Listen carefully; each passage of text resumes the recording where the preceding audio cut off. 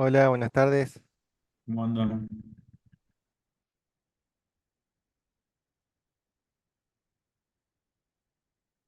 A ver un segundito con esto.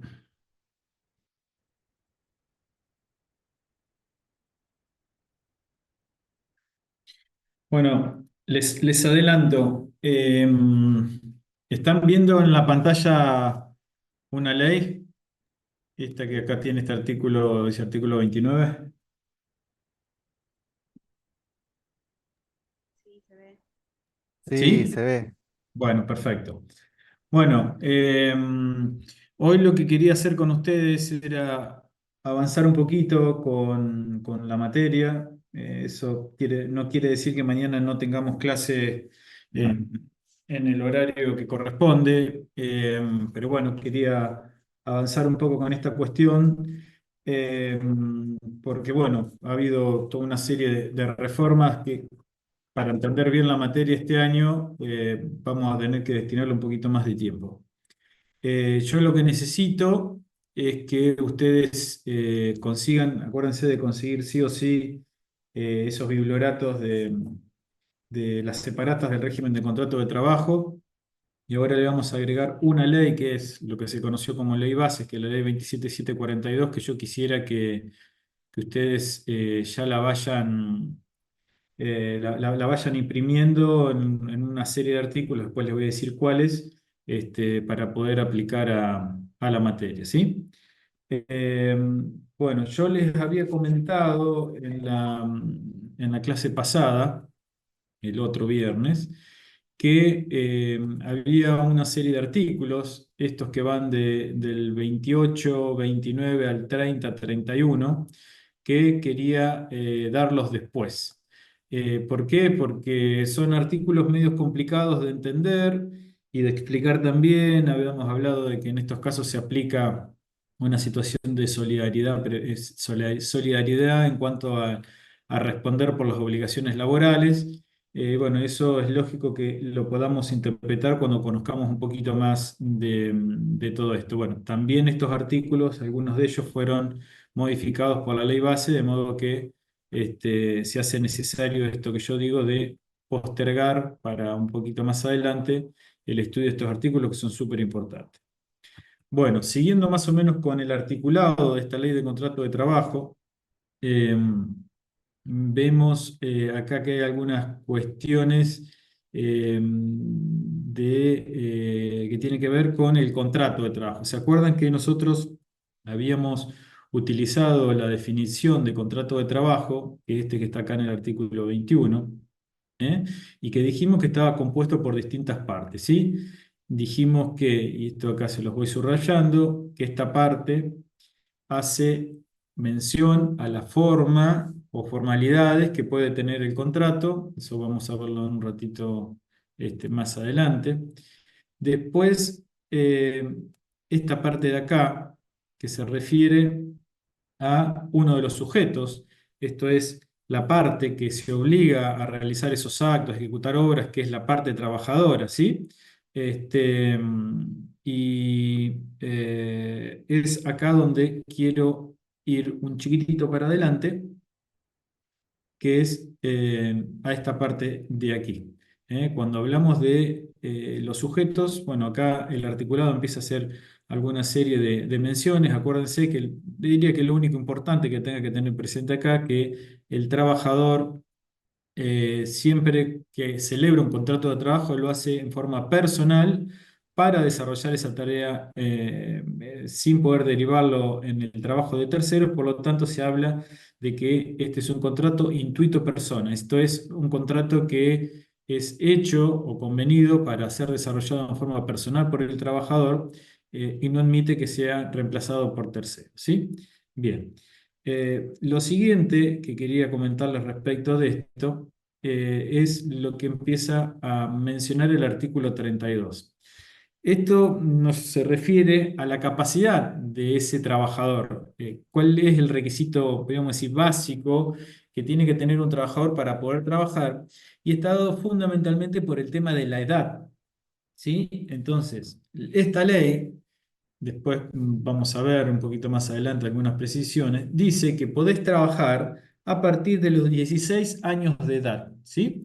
Este, fíjense que acá la ley dice que las personas desde los 16 y menores de 18 pueden celebrar contratos, ¿sí? Y todo este articulado, junto con lo que es el trabajo de menores, nos confunde a veces cuando habla del tema de los 18 años y demás, porque cuando esta ley fue dictada ya por el año 70, por la década del 70, la mayoría de edad era a los 21 años. Bueno, en la Argentina hace ya más o menos 15 años la mayoría de edad bajó a los 18 años. Por lo tanto, esta ley tenía algunas disposiciones para la gente entre 18 y 21 años porque eso eran menores. Bueno, olvídense, hoy se es mayor a partir de los 18 y por lo tanto, según quiere la ley, se puede trabajar recién y a partir de los 16 años de edad, ¿sí? Esto es algo que quiero que tengan presente, este, porque hay veces nos va a confundir acá con alguna cosita. Ve, por ejemplo, acá en el artículo 34, cuando dice los menores desde los 18 años de edad. Esto es por los que le comenté recién. Pero básicamente el concepto que sí está vigente es que se puede trabajar a partir de los 16 años y antes no. ¿Mm? Bueno. Volviendo a nuestro artículo 21, que es el que hacía la definición de contrato de trabajo, recordamos lo que dijimos en la clase pasada respecto a aquellas cosas que podían ser objeto de un contrato de trabajo. Y es acá donde metíamos este tema del trabajo lícito y el trabajo prohibido y cuáles eran las diferencias entre uno y otro. En cuanto a los beneficios que el trabajador puede llegar a tener. Acuérdense, en aquellos contratos de objeto ilícito, el trabajador ante un caso de no pago no puede reclamar nada, mientras que en un caso de trabajo prohibido sí. ¿Sí? Bien. Bueno, yendo al tema de las formas habla la ley a partir del artículo 48 y nos dice que respecto al tema de las formas, se consagra en este artículo 48 una regla que es el de la libertad de la forma, es decir, que las partes dice, pueden elegir libremente sobre la forma a observar en la celebración del contrato de trabajo. ¿Y cómo se maneja esto? Vos podés elegir cualquier forma, es decir, incluso poder tener un contrato verbal, lo podés hacer por escrito, por escritura pública, la forma que quieras. Pero cuando la ley te dice tenés que hacerlo de determinada forma, si vos no haces ese contrato como te pide la ley, ese contrato no existe.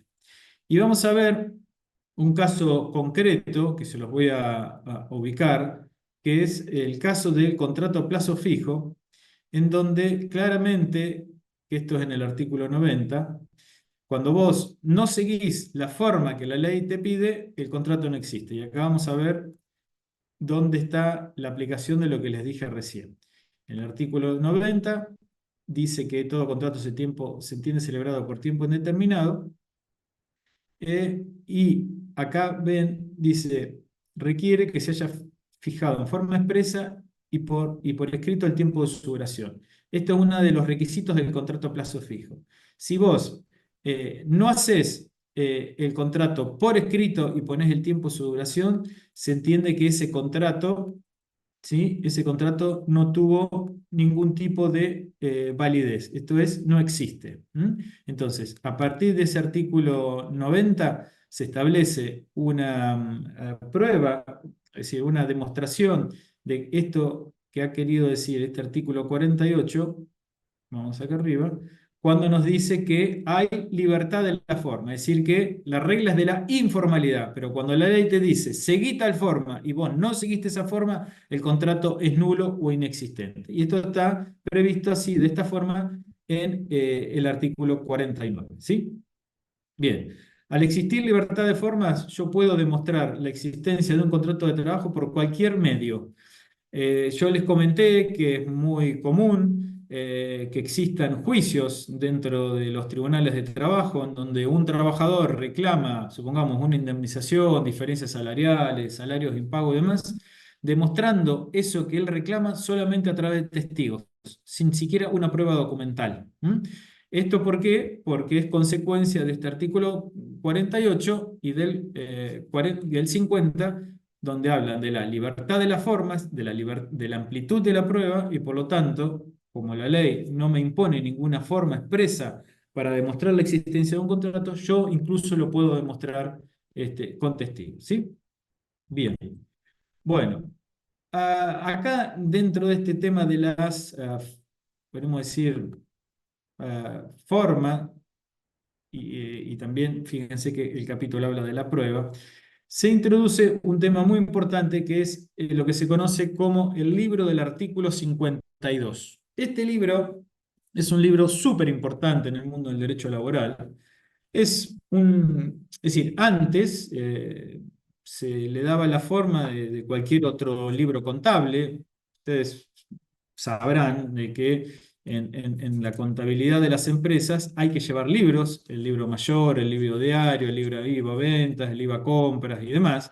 Y esos libros hay que llevarlos con una rigurosidad importante, es decir, tiene que estar todas las páginas numeradas, no admite tachaduras, ni borraduras, ni nada, porque son libros que hacen a la prueba dentro de la contabilidad. Bueno, junto con esos libros contables, la ley de contrato de trabajo genera la obligación de tener un libro particular, que pónganlo como pequeño título, para que no se lo olviden, que se llama Libro Especial del artículo 52, según está remarcadito acá en la pantalla, ¿sí?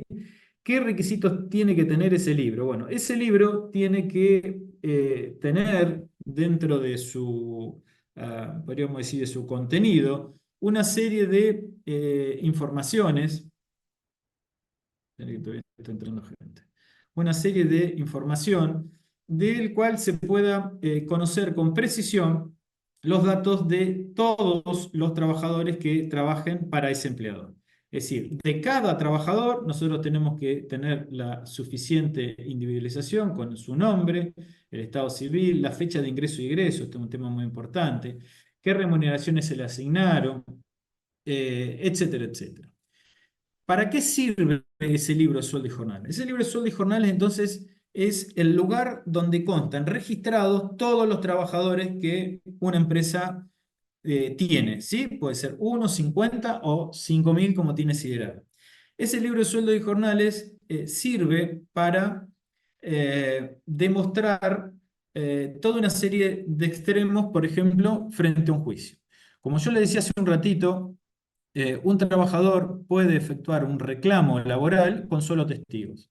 En su demanda, por ejemplo, puede decir, ingresé el 1 de enero del año 2000 a trabajar en tal supermercado y me fui el 22 de agosto del 2024. Es decir, acá hay una persona que está diciendo que tiene 24 años de antigüedad y que ingresó el 1 de enero del año 2000.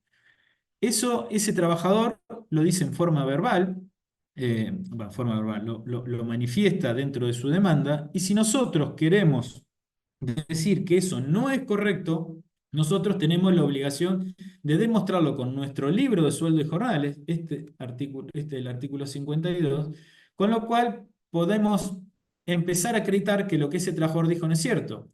Si nuestro libro de sueldo y jornales dice que no entró el 1 de enero del 2000, sino que entró el 1 de enero del 2020, esta prueba por escrito que nosotros tenemos con su libro de sueldo y jornales es una forma de desvirtuar las palabras de ese trabajador. No alcanza solamente con esto, no alcanza solamente con esto, pero sería muchísimo peor si no tuviéramos ese libro con ese registro, porque de no tener esa prueba surgida del registro del libro de sueldos y jornales, se tendría totalmente por cierto lo que el trabajador dice. Es decir, que si yo a un trabajador no lo tengo registrado, no lo tengo dentro del libro de sueldo y jornal, y el tipo me dice que entró hace 24 años atrás, realmente se me va a poner muy complicado demostrar que eso no es cierto, porque yo, insisto, para anular esa mentira de ese trabajador, tengo que presentar este librito de sueldos y jornal. Entonces, en cuanto a la prueba, frente a posibles juicios es fundamental, pero también este libro es el primer elemento que pide el Ministerio de Trabajo cuando sale a hacer inspección. Es decir, cada tanto, todas las empresas, ya sea chiquitas, grandes, desde el negocio más chico al mediano o al grande, reciben inspecciones del Ministerio de Trabajo. Y cuando te cae una inspección del Ministerio de Trabajo, te pone en un problema porque te puede poner multas que son económicamente insoportables para los negocios que caen en infracción. Y una de las primeras cosas que te piden es tener correctamente llevado y presentado ese libro de sueldos y jornales. Para que sepan, hoy en día ese libro de sueldos y jornales ya no tiene la forma de libro como tenía antes, es decir, ya no se utiliza más ese viejo bibliorato, sino que lo que se hace es, a ver, discúlpeme un segundito, sino lo que se hace es, espera,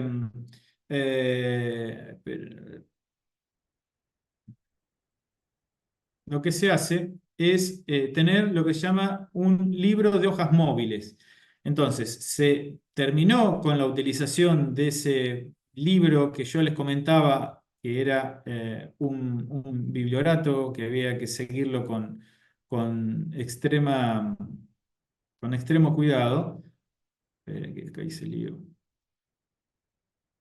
Y lo que ahora hay que llevar es un libro con planillas móviles que se compran en el Ministerio de Trabajo. Ese es un temita que lamentablemente ustedes y los empleados que vayan a tener van a tener que comprar, arreglar y llevar, lo cual es bastante tedioso, ¿sí? Bien. Bueno, a ver. Otra cosita más. Bien, bueno. Ahora vamos a pasar a ver un tema importante que está referido a los derechos y obligaciones de las partes dentro del contrato. Acá dentro, en este artículo 56, 57 y demás, hay por ahí algunas cosas que seguramente le va a aplicar mi compañera de cátedra, María del Carmen, cuando traten cuestiones de la práctica. Entonces sepan que acá hay un par de cuestiones relacionadas incluso con ese libro del artículo 52 que lo van a ver mejor con ello. Pero bueno, a partir del capítulo séptimo, veamos el artículo 62 y siguientes, se trata sobre el derecho y deberes de las partes.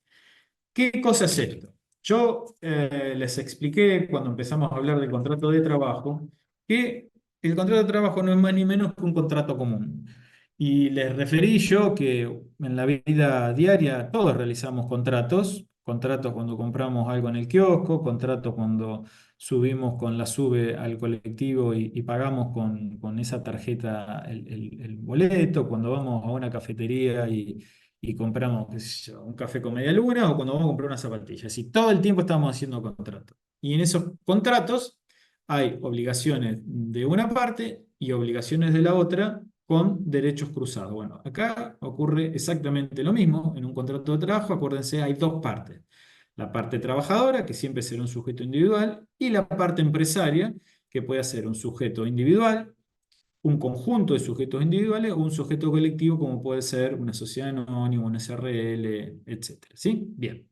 Bueno, a partir de este artículo 62 y siguientes, vamos a ver derechos del trabajador, derechos del empleador y cómo estos se combinan, coexisten y se relacionan. Porque cada vez que habitualmente hay un derecho, hay una obligación del otro lado. Es decir, sería muy tonto pensar que un trabajador va a tener un derecho determinado y no haya alguien que esté obligado a respetar o a cumplir con ese derecho. Siempre hay una situación de bilateralidad entre una obligación de una parte, entre un derecho de una parte y obligación de la otra.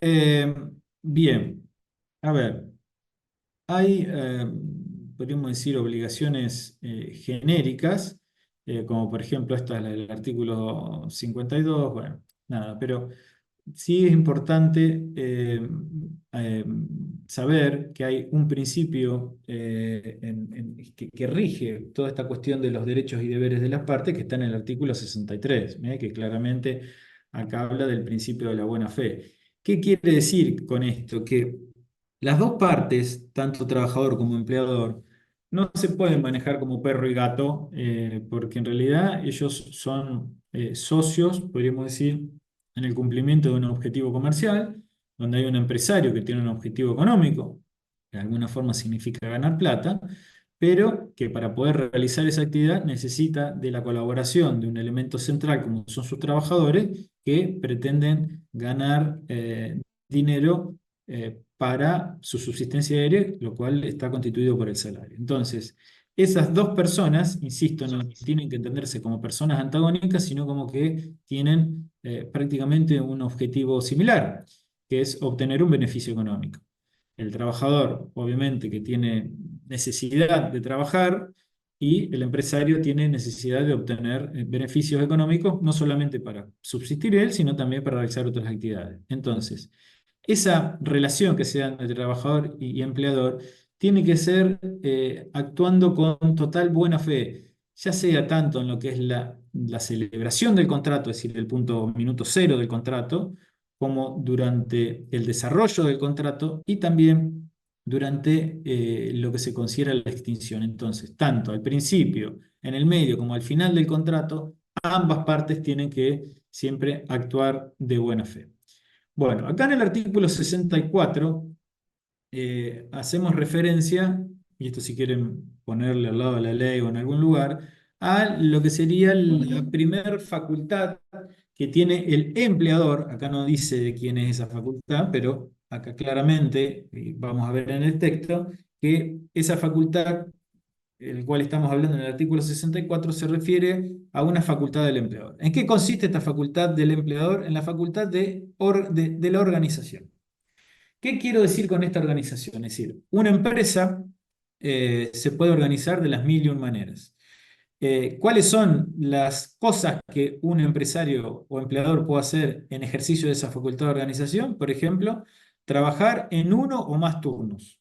Es decir, trabajar corrido o cortado. Por ejemplo, hay empresas que por el volumen de su negocio trabajan las 24 horas al día. Entonces, bueno, supongamos, hay un grupo que trabaja de 6 a 14, otro de 14 a 22 y otro de 26 a 6 de la mañana, por ejemplo, como trabaja Siderar, o otras empresas que trabajan horario corrido, supongamos de 9 a 5 de la tarde, otras trabajan de 8 a 12 y de 16 a 20, como ha venido siendo el comercio. Bueno, esto de decidir cómo se trabaja, con qué extensión de trabajo, con cuánta cantidad de personal y demás, es algo de exclusiva decisión del empleador y el trabajador no tiene cómo patalear respecto de eso. Es decir, cuando vos te contratan para participar de un negocio, te van a decir, bueno, mira, tu función va a ser trabajar durante 8 horas, vas a entrar a las 8 de la mañana y vas a salir a las 4 de la tarde. Si te gusta bien y si no, te irás a buscar otro trabajo. Esa facultad de decidir cómo ese trabajador va a desempeñar la tarea es una facultad exclusiva de parte del empleador, que después vamos a ver que esto tiene algunas pequeñas limitaciones, pequeñas, no pequeñas, importantes limitaciones. Luego tenemos el artículo 65, ¿qué facultad es esta del 65? De dirección. Bien. Bueno, ¿quién habló ahí? ¿Julián? Sí. Bien. Bueno, estás despierto. Esta facultad de dirección se refiere a la facultad que tiene el empleador de dar órdenes, ¿sí? Acá dice, la facultad de dirección que asiste al empleador tiene que ejercerse de cierta forma que vamos a ver. Bueno, pero básicamente, ¿qué consiste la facultad de dirección? Significa que el empleador puede corregir la forma en que el trabajador viene prestando tareas, ¿sí? Nosotros dijimos que con la facultad de organización, al trabajador le dicen en qué horario tiene que trabajar, qué tipo de tareas tiene que hacer y en qué consiste su débito laboral, ¿sí? Bueno, si a vos tu empleador te dice, mira, vos vas a hacer estas sillas de madera de 4 patas y vos cuando empezás a trabajar le metés una quinta pata, tu empleador puede decirte, no, señor trabajador, usted no está cumpliendo lo que yo estoy haciendo, por favor, haga las sillas con 4 patas y no cinco como las está haciendo. Si te vuelve a ver haciendo una silla de 5 patas, vos ahí lo que estarías haciendo es desoír una orden en ejercicio de la facultad de dirección que tu empleador te dio y podrías sufrir consecuencias de carácter disciplinario, hasta incluso te pueden echar. Es decir, que fruto del derecho que el empleador tiene de dirigir y establecer cómo hay que trabajar en un establecimiento, ese empleador puede dar órdenes y en el caso de que esas órdenes que él da no se cumplen, puede haber consecuencias para el trabajador. ¿Sí? Bien. Bueno, eh, en el artículo 66, eh, a ver, les voy a poner una cosita. En el artículo 66, vean el chat, está lo que se conoce como el ejercicio del ius variandi.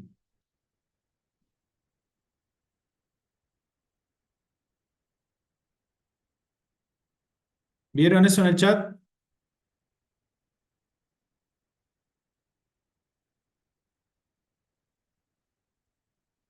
Chicos, No hay nada en el chat. No no, aparece. no, porque A mí no. A mí tampoco me aparece nada, profe. ahí va. ¿Ahí lo vieron? Y ahora sí. Bueno, ahí como verán, hay las dos palabras finales son palabras en latín. Eh, no va a ser la primera vez que vamos a utilizar palabras estas en este un idioma, que es un idioma que nosotros ya no utilizamos, pero bueno, ustedes sabrán, y si no se los comento, que nuestro castellano, bien digo, al igual que el portugués, que el francés, que el rumano, bueno, esos principalmente, son idiomas que tienen un origen latino, ¿sí? Esto es, tenían origen en el latín, que era la lengua que se hablaba en el Imperio Romano, y bueno, en el Imperio Romano se creó, podríamos decir, las bases de lo que hoy es el derecho en todo Occidente. Es decir, nosotros en la Argentina, lo mismo que todo Sudamérica y Latinoamérica, tenemos una forma de entender el derecho que viene de los romanos, esto es de 2000 años atrás. Bueno, los romanos, más allá de haber creado el latín, ellos también idearon el derecho que nosotros utilizamos y es muy común utilizar hoy en día palabras o instituciones que fueron creadas hace 2000 años atrás en el derecho romano. Esta palabra del ius variandi van a ver qué significa después que le haga la explicación de este artículo 66. Eh, Antes que nada, por favor, denle una leidita. Son dos párrafos y después les explico qué quiere decir esto.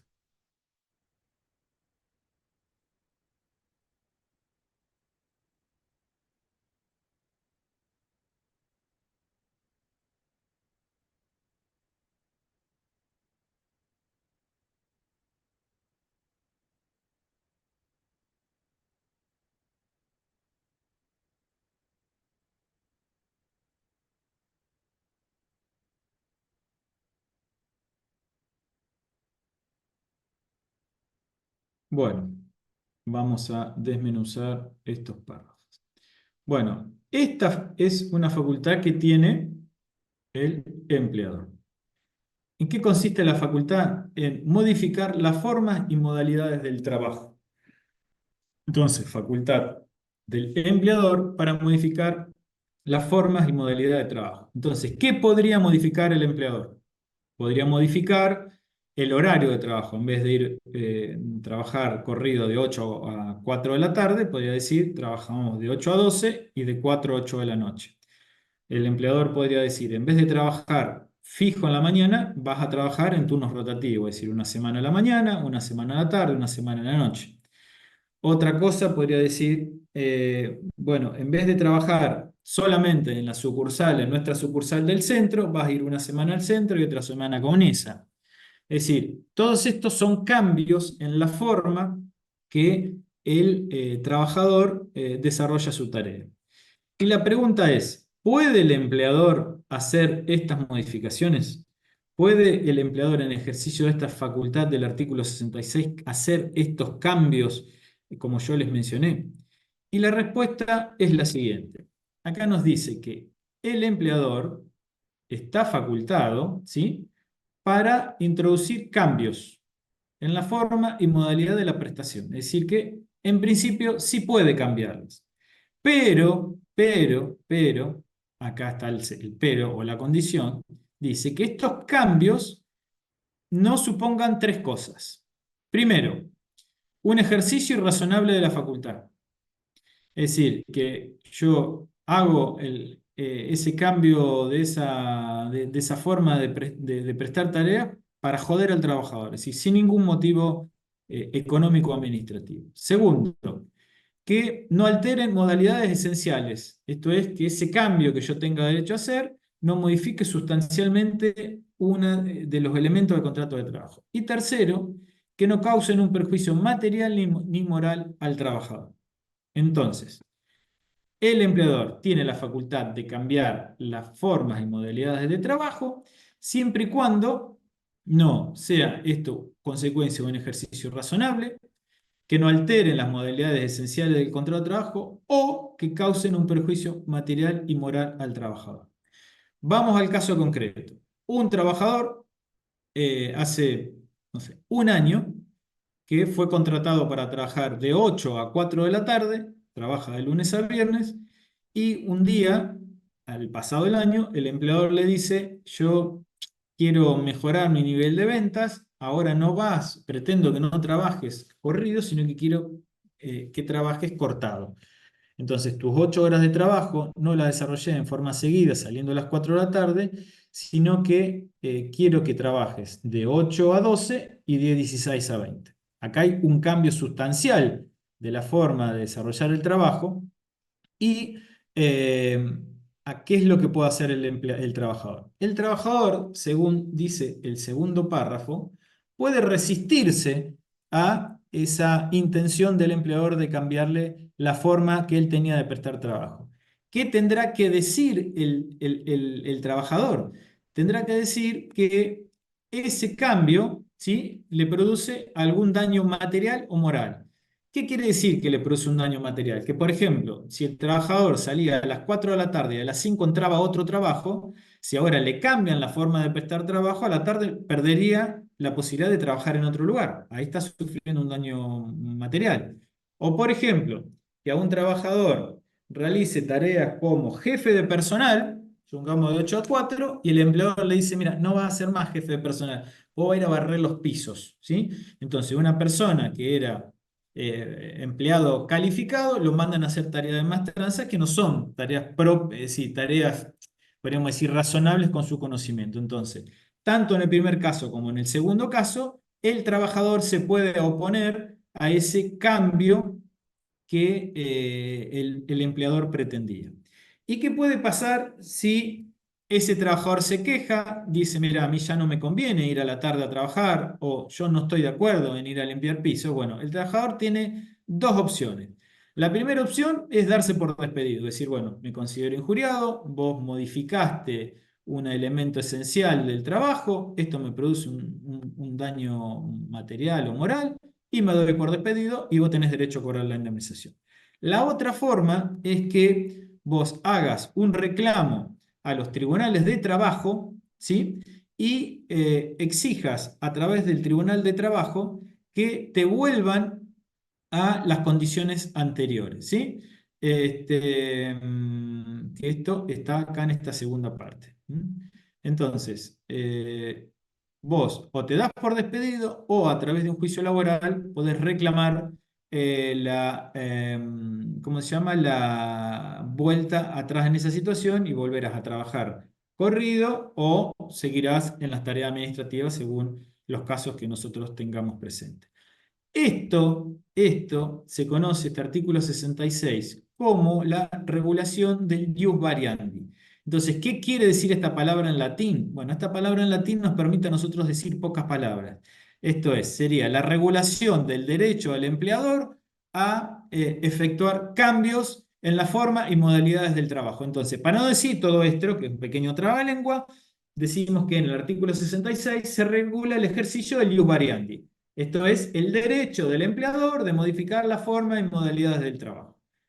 ¿Alcanzamos a entender esto?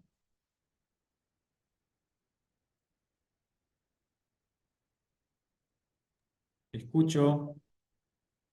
Sí, se ¿Sí? entendió.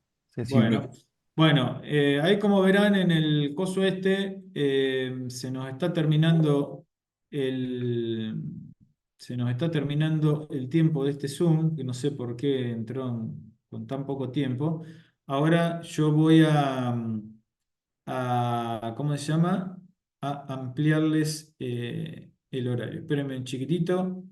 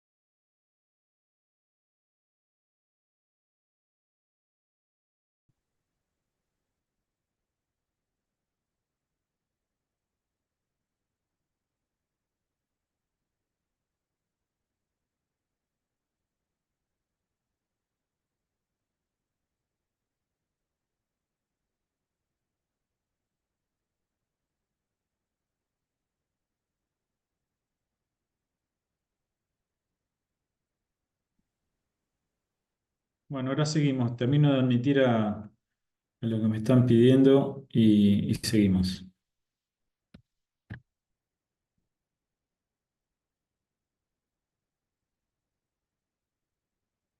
Bueno, chicos, como les decía, este artículo 66 tiene un artículo recontra sensible que es el ejercicio del ius variandi. Entonces, recuerden que es el que está vinculado a la posibilidad del empleador de efectuar cambios vinculados a la forma y modalidad de la prestación. Ese ejercicio de ese derecho, muy importante para el empleador, tiene límites, entonces no tiene que ser consecuencia de un ejercicio irrazonable, ni tiene que afectar modalidades esenciales, ni tiene que causar perjuicio económico. También tengan presente, supongamos que el empleador dice, bueno, miren, las sillas en vez de hacerla con cuatro patas, la vamos a hacer con tres patas. Bueno, eso no le va a cambiar en nada la cuestión al trabajador y el trabajador ahí sí va a tener que cumplir y no va a poder alegar ni un daño moral, ni un daño económico, ninguna pavada, porque bueno, esto no le va a cambiar su historia con el vínculo laboral. Entonces, ahí eso no tiene ningún tipo de límite y no hay forma de que ese trabajador se resista a ese cambio. Pero bueno, si por el contrario hay un daño moral o un daño económico, el trabajador se puede resistir, ¿sí? Bueno, otro temita importante, y con esto vamos a ir terminando, es el del artículo 67, que se refiere a las facultades disciplinarias del empleador. El empleador, como dijimos, tiene la facultad de organización, esto es, decidir cómo, en qué forma, con qué cadencia, en qué circunstancias los trabajadores trabajan. Y si el empleador ve que las órdenes que él dio no son cumplidas sin ningún, podríamos decir, sin ningún tipo de fundamento, puede aplicar sanciones. Esas sanciones eh, tienen que ser ejercidas de una forma muy regulada. Dentro del esquema de sanciones, nosotros podemos mencionar que hay dos tipos o tres tipos de sanciones.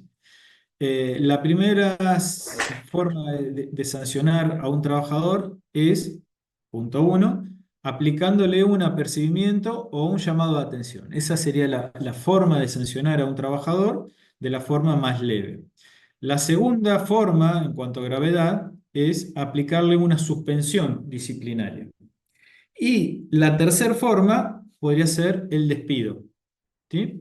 Entonces, el empleador, según la macana que se pueda llegar al mandado del trabajador, tiene ese abanico de posibilidades que comienzan con el simple apercibimiento, sigue por la suspensión y termina con los despidos.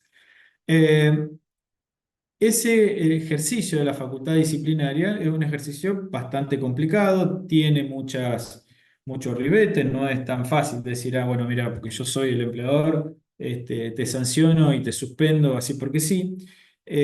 Para que el empleador pueda sostener su sanción disciplinaria, esa sanción disciplinaria tiene que cumplir una serie de requisitos que quiero que los escriban y los pongan. Primero, el trabajador tiene que ser notificado por escrito de la sanción que se le aplicó. Entonces, comunicación por escrito. Acá la ley no habla de que esa comunicación por escrito tenga que ser hecha de modo fehaciente, ¿sí? Esto es, el empleador le puede mandar una carta documento a través del correo oficial, de OCA, de Andriani, de quien quiera, o también hacerle firmar una nota que sea recibida por el trabajador. Es decir, que lo único que la ley quiere es que esa notificación sea hecha por escrito. ¿Qué tiene que contener esa comunicación por escrito? Esa comunicación tiene que tener en forma clara cuál es el motivo que origina la sanción. ¿Sí? Entonces, yo, por ejemplo, te quiero suspender por 2 días, tengo que ponerte poner algo así por el estilo. Atento a que usted el día 22 de agosto llegó 4 horas tarde a su trabajo sin motivo que justifique tal actitud, se lo suspende por un día de trabajo. ¿Mm? Entonces, lo importante es que ese escrito, esa comunicación al trabajador, contenga en forma clara cuál es el motivo por el cual él es sancionado. Si le dicen que lo van a suspender por 1 o más días, también le tiene que poner en forma clara cuándo él tiene que volver a trabajar, ¿sí? Porque hay personas que trabajan con días así medio salteados, así que no tienen la semana organizada, supongamos, no sé, una semana trabajan de lunes a jueves, la otra trabajan de viernes a domingo, bueno, entonces tienen los días así un poco organizados, entonces ahí en ese caso el empleador tiene que ser claro y tiene que decirle cuándo tiene que volver. Respecto de la causa de la sanción disciplinaria, esa causa no puede ser variada después. Esto es, supongamos, yo hoy te suspendo por 2 días porque llegaste tarde, pero en realidad no solamente porque llegaste tarde, sino porque a propósito me rompiste una máquina. Bueno, yo tengo que poner todas las causales al momento en que yo te estoy aplicando la sanción disciplinaria, porque si no lo hago ahora no lo puedo hacer después. Todo esto, el hecho de que sea por escrito, que me expliquen la causal y que me digan también por cuánto tiempo me sancionan, tiene que ver con el ejercicio del derecho a la defensa que el trabajador tiene. ¿Por qué? Como verán acá, ¿sí? Si al trabajador le comunican una sanción disciplinaria, supongamos una suspensión o un llamado de atención, él tiene 30 días para decir si está de acuerdo o no con esa sanción. ¿En qué no puede estar de acuerdo?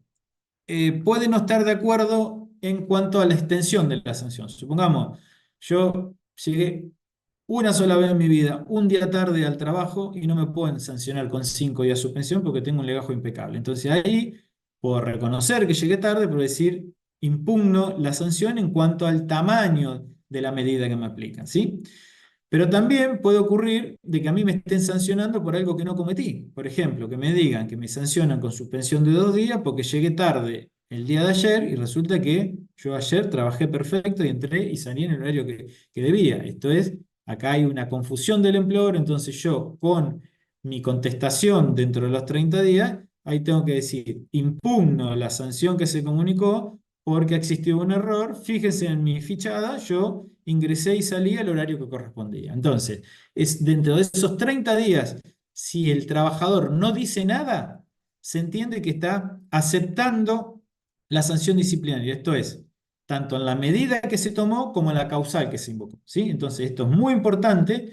Sepan que el empleador tiene que cumplir con todos esos requisitos para que su medida disciplinaria sea válida, y si el trabajador quiere hacer algo en contra de eso porque lo agravia de alguna forma, va a tener 30 días para poder hacerlo. Y ahí, como les dije, lo que puede quejarse es tanto, dice acá cuestionar, lo que puede cuestionar es tanto la procedencia de la sanción como el tamaño de esa sanción, ¿sí? Esto entonces es consecuencia de el concreto ejercicio de la facultad establecida en el artículo 67 en lo que refiere a facultades disciplinarias. Bien, a ver, ¿qué otra cosa más que nos sirve? Bueno, vamos con la última. Esto es el artículo 70, que es el de los controles personales. Acá seguimos hablando o tratando lo que serían los derechos del empleador. ¿A qué se refiere esto? Se refiere a el derecho que tiene el empleador que cuando sus trabajadores ingresan o egresan de la empresa, que pueda o puede hacer controles, ¿sí? A ver, un segundito. Tengo una duda. Puede hacer controles. ¿Qué quiere decir esto de hacer controles?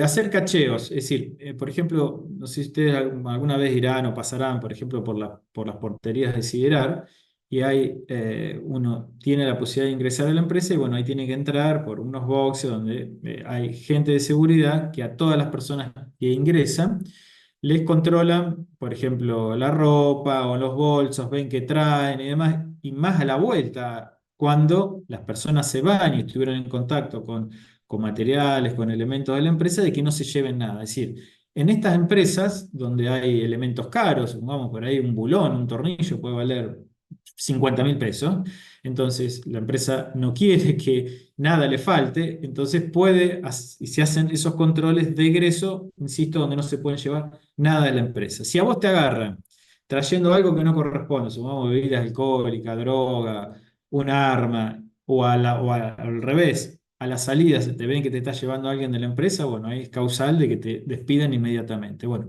esos controles se pueden hacer según este artículo que yo les mencioné, pero para poder ejercer esa capacidad de efectuar controles personales según este artículo 70, hay que hacerlo de forma en que no se afecte la dignidad del trabajador. Es decir, yo tengo que pedírselo buenamente, es decir, si hay mujeres no pueden ser revisados por hombres, es decir, son cosas básicas, lógicas y razonables que hagan de que ese trabajador al cual es revisado lo sea hecho de una forma que no se afecte su dignidad, y también si hay personas de distinto sexo, que ese control no pueda ser hecho por personas que no sean del mismo sexo, ¿sí? Así que bueno, con esto terminamos por hoy, mañana lo seguimos. Esto que son los derechos de los empleadores, hay un par más, y después vamos a empezar a trabajar con las obligaciones del empleador y también con los derechos de los propios trabajadores, ¿sí? Así que bueno, nos vemos mañana en el horario de siempre, eh, ya sea a las 3 o a las 5, eso veremos cómo nos manejamos con María del Carmen, pero bueno, mañana seguimos con esta clase. ¿Listo, chicos? Bueno, profe, Hasta mañana. Chao, hasta Chao. luego. Sigan bien.